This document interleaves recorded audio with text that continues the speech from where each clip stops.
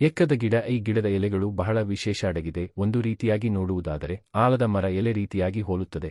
ಆಗಿನ ಕಾಲದಲ್ಲಿ ಋಷಿಮಣಿಗಳು ಆಲದ ಮರದ ಕೆಳಗೆ ಕೂತು ಯಜ್ಞ ಹೋಮ ಮಾಡುತ್ತಿದ್ದರು. ಆಗ ಅವರು ವಿಶೇಷ ಪೂಜೆಗಳಲ್ಲಿ ಈ ಎಕ್ಕದ ಗಿಡ ಎಲೆ ಮತ್ತು ಹೂವು ಹಾಗೂ ಬೇರು ಸಹ ಇಟ್ಟು ಪೂಜೆ ಮಾಡುತ್ತಿದ್ದರು. ಕಾಲಕ್ರಮೇಣ ಜನರು ರಥಸಪ್ತಮಿ ದಿನ ಮಾತ್ರ ಉಪಯುಕ್ತ ಮಾಡುತ್ತಾರೆ. ಎಕ್ಕದ ಗಿಡದ ಹತ್ತಿರ ಸಂಜೆ ಸಮಯ ದೀಪ ಹಚ್ಚಿ ಗಂಧದ ಕಡ್ಡಿಯಿಂದ ಪೂಜೆ ಮಾಡುವುದರಿಂದ ಹೆಚ್ಚಿನ ಲಾಭ ಸಿಗುತ್ತದೆ.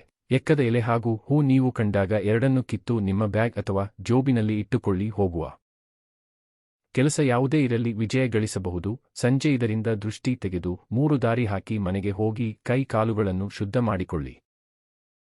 ಶ್ರೀ ಜ್ಯೋತಿಷ್ಯ ಯಂತ್ರವನ್ನು ಧರಿಸಿ. ಕೇವಲ 1 ರಿಂದ 5 ಗಂಟೆಯ ಒಳಗೆ ನಿಮಗೆ ವ್ಯತ್ಯಾಸ ಕಾಣುತ್ತದೆ ಹಾಗೂ 15 ದಿನಗಳಲ್ಲಿ ನೀವು ಅಂದುಕೊಂಡಿದ್ದು ಆಗುವುದು ಮತ್ತು ಕೆಲಸ, ವ್ಯಾಪಾರ, ಶತ್ರು ಮುಂತಾದ ವಿಷಯಗಳು ನಿಮಗೆ ಉತ್ತರ ಸಿಗುವುದು. ಶ್ರೀ ಜ್ಯೋತಿಷ್ಯ ಯಂತ್ರ ನಿಮ್ಮ ಬಳಿ ಇರುವುದು ಯಾರ ಬಳಿಯೂ ತಿಳಿಸಬಾರದು. ಈ ಯಂತ್ರವು ಅಮಾವಾಸ್ಯೆಯಿಂದ ಅಮಾವಾಸ್ಯೆ ಅಷ್ಟೇ ಶಕ್ತಿ ಇರುತ್ತದೆ.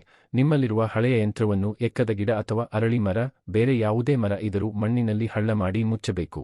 ಇದು ನಿಮ್ಮ ಮೇಲೆ ಇದ್ದ ಎಲ್ಲ ದೋಷಗಳು ಇಡೀ ಮಣ್ಣಿನಲ್ಲಿ ಮಣ್ಣಾಗಿ ಹೋಗುವುದು. ಇದು ಯಾರಿಗೂ ಕಾಣದ ಹಾಗೆ ಮಾಡಿ ಯಾರಿಗೂ ತಿಳಿಸಬೇಡಿ. ಕೆಲವೊಮ್ಮೆ ಸರಿಯಾದ ಕ್ರಮ ಪಾಲಿಸದಿದ್ದರೆ ನಕಾರಾತ್ಮಕ ಶಕ್ತಿ ಉಂಟಾಗುತ್ತದೆ. ಅಮಾವಾಸ್ಯೆ ನಂತರ ಹೊಸ ಶ್ರೀ ಜ್ಯೋತಿಷ್ಯ ಯಂತ್ರವನ್ನು ಧರಿಸಬೇಕು.